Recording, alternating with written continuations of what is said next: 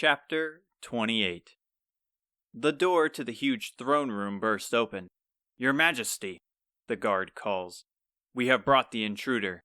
Aziza is dragged into the room by the burly guards. She tried to fight her way out of their grasp, but their ambush was too much. She awoke on a nearby beach, and before she could think, she was attacked. Her mind races, not only for her friends, but her safety. Her thoughts draw to a blank as she spots an old, sloppy man with food stains all over his red coat. As he sits on his throne, he has two beautiful dancers on his lap that he grabs tightly, rubbing his pudgy fingers across their smooth, exposed skin. Their young faces are nervous, and they squirm every time he latches his massive hands onto them, like a farmer onto a cow's udder. His smile is devious, and his laugh is sinister. It makes Aziza sick.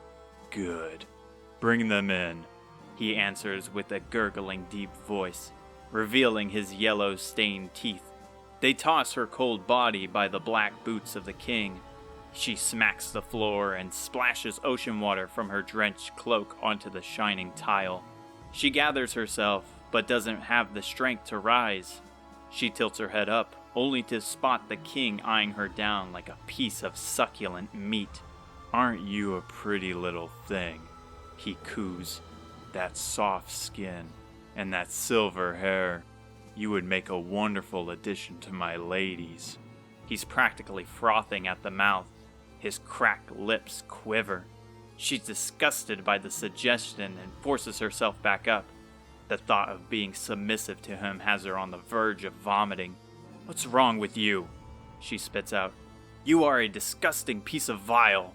He reaches out his massive hand, grabbing her chin, silencing her. His hand is dry and coated in scabs. "And feisty, too," she breathed out, his breath smelling like horse manure. She snaps away and gags. "Get away from me!" She draws a knife from her cloak. However, the guards are quick and retaliate by holding spears to her throat. "How can these people defend this man? Where the hell am I?" He chuckles and speaks softly. Now, no need to fret. What I offer is a deal of a lifetime, and I think it's only fair. After all, you did trespass onto the land of my kingdom. Our ships sank and I ended up here by accident," she growls. "Where are the rest of them? Have you enslaved them?" "First time I'm hearing this. Surely this disaster would have been reported to me post-haste." He looks over to the guard. "Well?" "There was nothing to note near the kingdom's edge. We found no resemblance of a ship, and she was the only one we found. However, she did have this." He pulls out from his pocket the shining green orb. Aziza is shocked, quickly checking her satchel, but for once, the king appears to be mad with rage. He pushes the dancers off him as he raises. His eyes bulge from his head like some nightmarish monster. He points and screams, "Take her to the dungeon. She will stay there till her bones are picked clean by the maggots that await her." They grab her arms and drag her away. She screams out for help, watching as the guards hand over the green orb to him.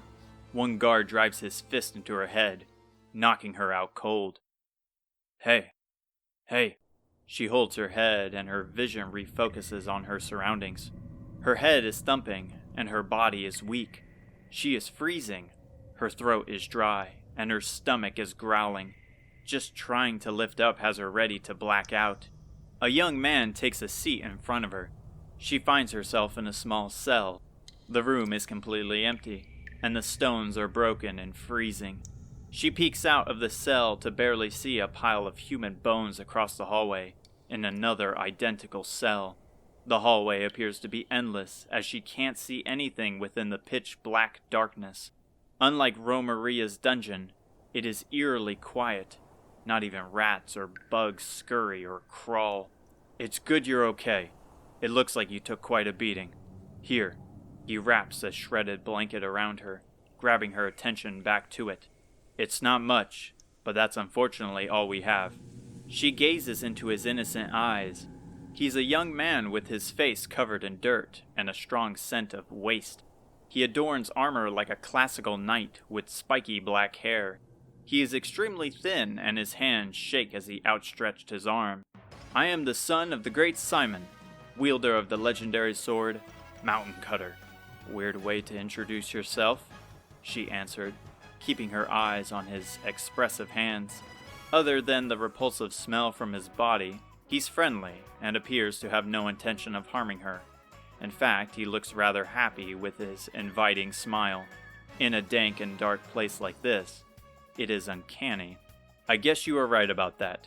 I share the same name as my father, and my goal is to find him. Despite him being weak, he shoots up. I was to take up the mantle and defeat the Archfiend just as he did. Your father fought against the Archfiend? Of course. He, with some of his mighty friends, were able to bring an end to the Archfiend's plans, bringing peace back to the world. She ponders.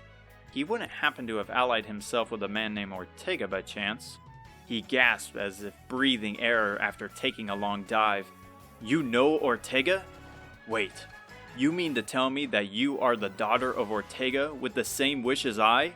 By the goddess, how fate has brought us together. Calm yourself. I'm not Ortega's daughter, but I know someone who is, and we are fighting against the Archfiend as well. That's excellent news. We shall break away from these chains that bind us and set forward to achieve our destiny. Aziza tries to lower his voice with subtle gestures. If your goal was to find your father, how did you end up here? He takes a seat across from her on the dirty floor. I came in hopes of talking with the king about his whereabouts.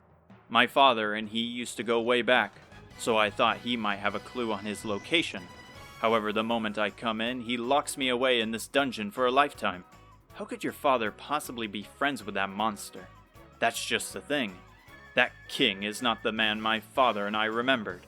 I believe he is under some kind of curse or spell. He would never take the life away from someone for a simple wrongdoing. Now that you mention it, when I was dragged in, at the church they were holding a funeral for someone.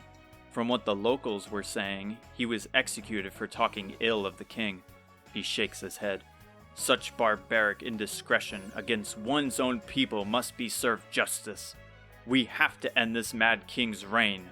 So far from what Aziza had gathered, she drifted to a place where none of her friends washed up to. She noticed the tall mountains from the beach, but with the lack of poison and monsters, this place couldn't be Necrogon. With not much of a choice, she has to play along with the young man's plan, and simply hope for her friends to be in a better situation. With the guards swarming the area, it's going to be impossible. And how are we going to unveil the truth if it is a curse? Unless you're suggesting we assassinate him. His eyes widen, shocked by the words. Nonsense! We're not killers, we're heroes! He leans in, finally whispering as Aziza has been doing. I have spent 6 months planning on my escape, but I think with you here we might have a chance. I'm listening. We should keep hush for now, but once the night arrives we will execute the plan. Hold a moment. I want details. Where are we and why should I trust you? He smiles with confidence. Firstly, we are in my hometown, Minoza. And secondly, you and I share the same goal. We both seek the 6 orbs. Heavy boots echo closer. The guard is making his rounds. He stares down every cell, undisturbed by the human corpses. The unfortunate prisoners who are still alive are curled in a ball to gather warmth. Others are completely still like the dead. As the guard makes his way back, a moaning catches his attention. He quickly scans to see Simon on the ground, quivering. "Thank the goddess you're here," he cried. "I think that food went straight through me. Please let me use a restroom, or even hand me a bucket. I don't know how long I can hold this raging force back." The emotionless guard removes the key from his belt. "Make it quick, but no funny business."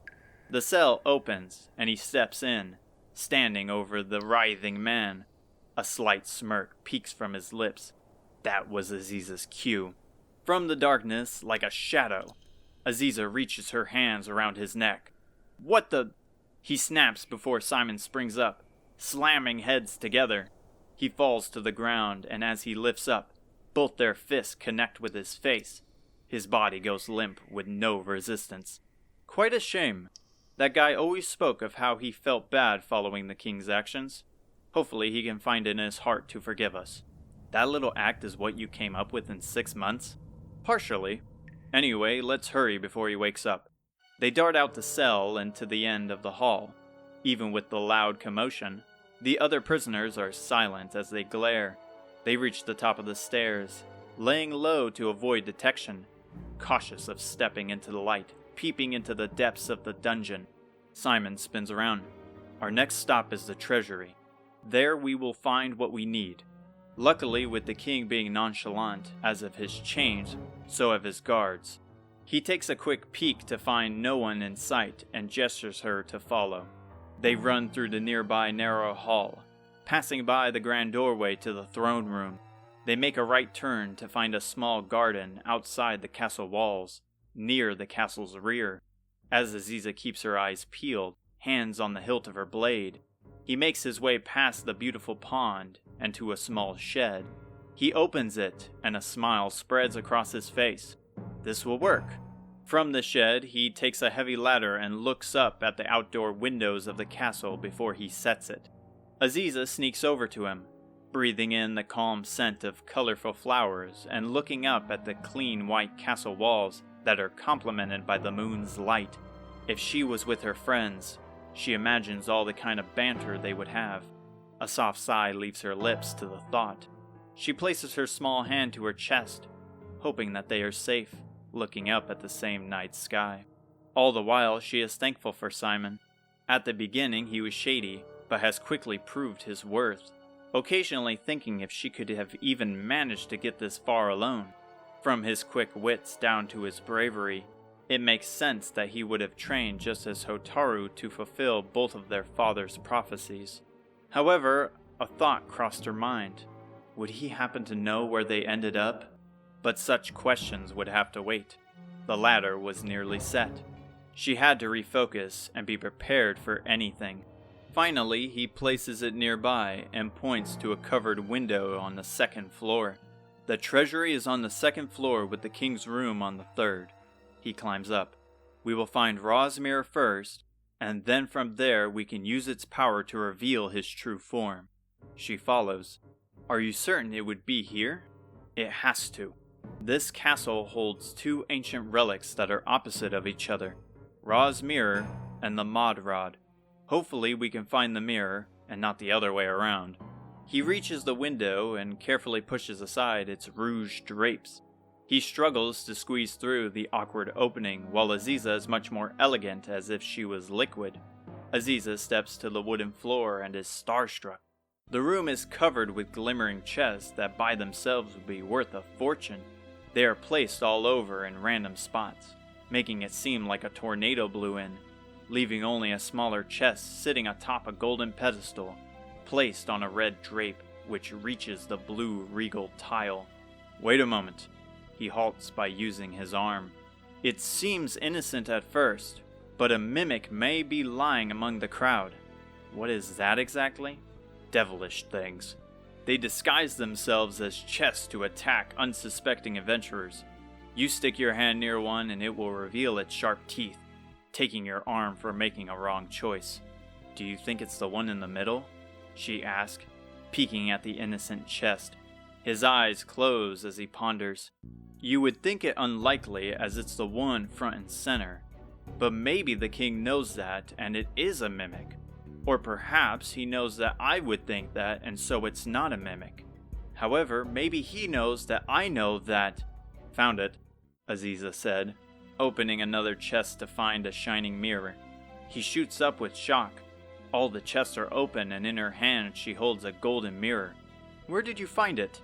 Well, it wasn't the center chest. That one has a few coins, same as a lot of the others. It was actually under the pedestal covered by a cloth. Here, I also found this for you. She hands him a clean steel sword and pockets the gold for herself. Clever man, that king. Wait, but I told you of the mimic. You should have been more careful. I understand your concern, but time isn't exactly on our side. I just took a page from Isamu's book, and if we found one, we would deal with it. Isamu? Is he some sort of special someone? He is special to me, but he's just a good friend. He pumps his arm and whispers, "Yes!" He clears his throat. Now with the mirror, we shall expose the king for who he really is. He leads back to the ladder, climbing up to the 3rd floor. The cool breeze picks up, slightly swaying the ladder. Again, he pushes aside the curtains, and loud, unsettling snoring reaches them. Carefully, he steps onto the carpeted floor, with Aziza shortly following. Once her weight is off the ladder, the wind takes it and it slams into the dirt. They freeze as the metal echoes for what felt like minutes.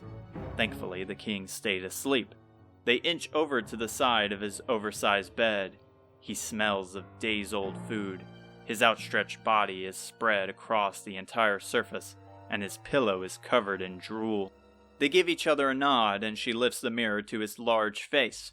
They glance at the mirror in horror to find a reflection to be a massive, grotesque troll.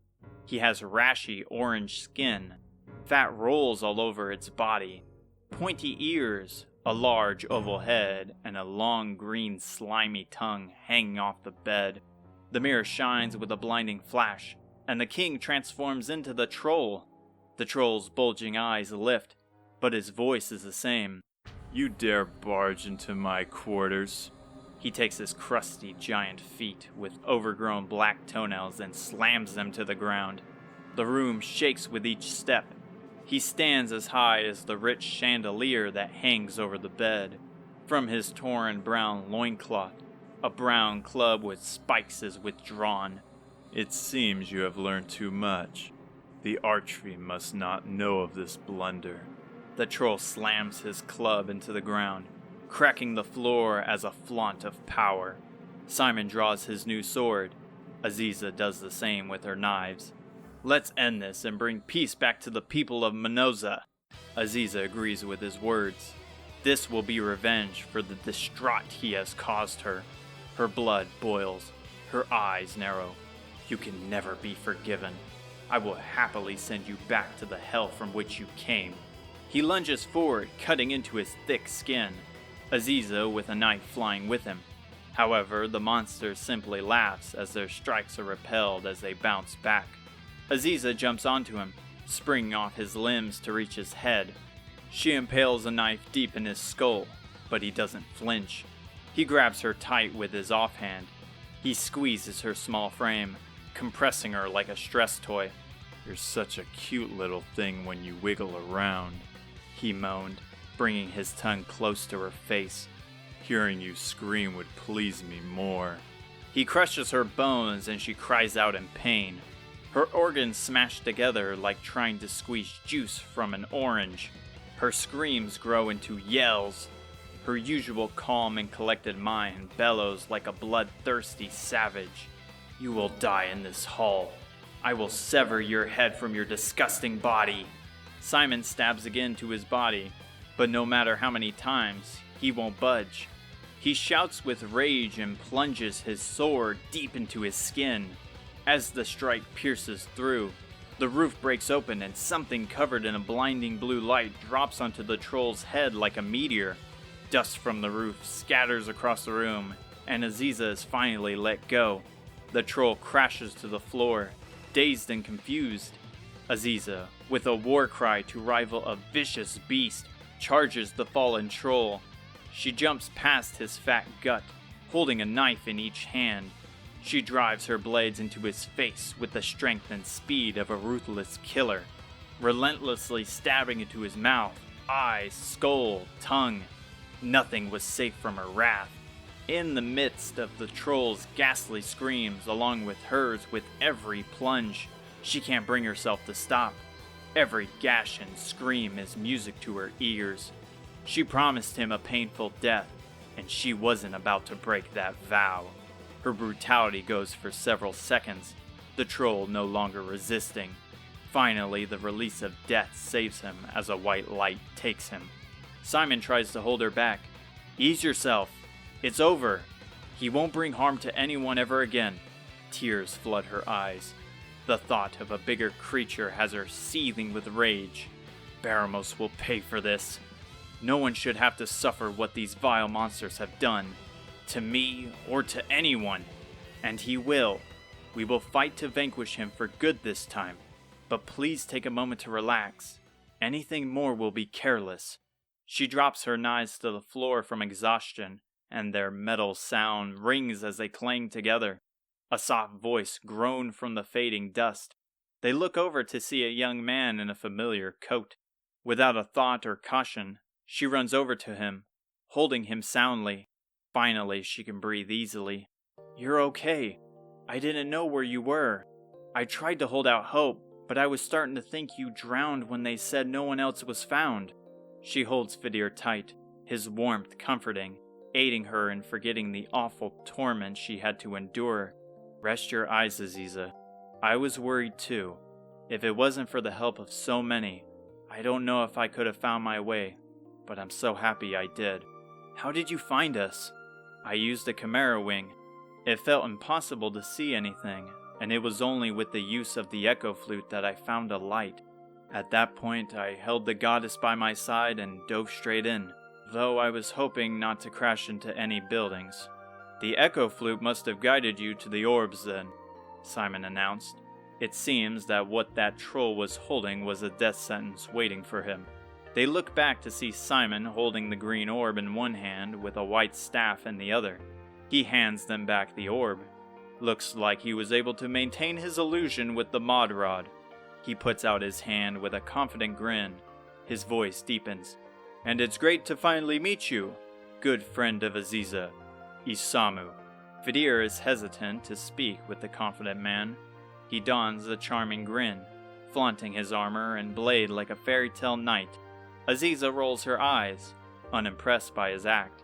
She wanted to grant him the benefit of the doubt, but it is clear as day he sees Aziza more than an ally. "Who is he?" Fedir asked Aziza. To put it short, he is Simon, and Simon, this is Fedir. His heart looks like it's shattered, and his smile disappears. "So this person is that special someone?" Fedir looks back to Aziza for answers, but she switches topics. "We don't have time to explain." Footsteps shuffle into the destroyed room, and dozens of armed guards charge in.